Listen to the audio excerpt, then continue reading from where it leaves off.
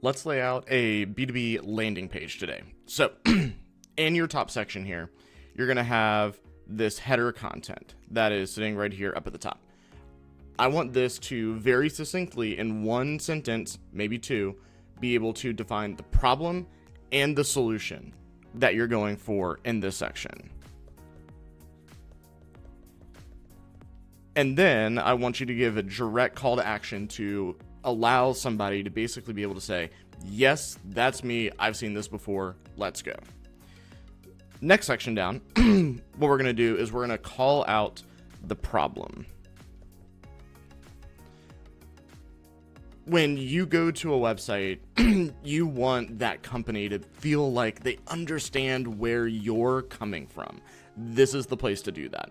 Now, we're not going to get into this section and go all negative Nancy on it or anything like that. We're just going to talk about, hey, we understand where you're coming from. These are the common problems that we see.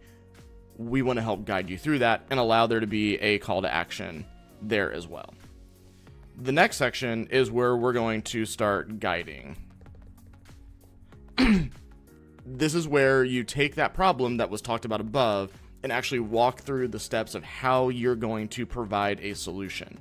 And there's a chance that maybe each of these steps might be different products or different services, or they might be one and the same. They might just be steps 1 through 3 effectively.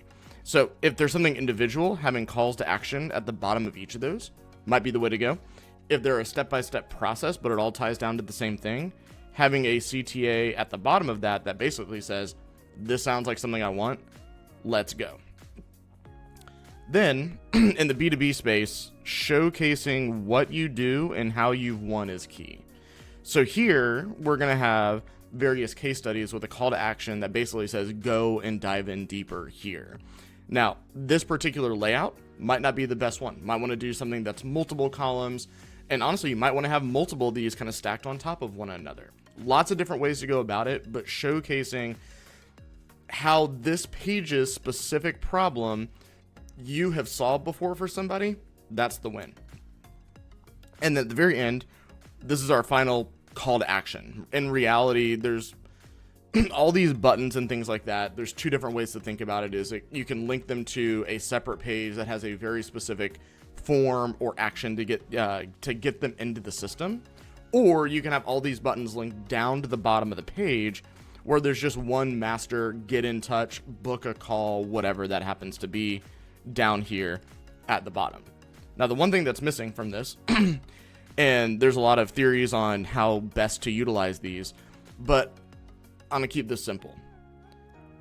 Testimonials are important, right? Real customers, preferably with their company names, their job titles, and pictures of them.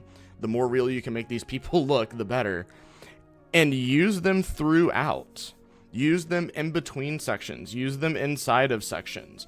Whatever that happens to be, throw some specific testimonials in there to help move the story along and to help create that emotional connection of, yes, these people have solved this problem before.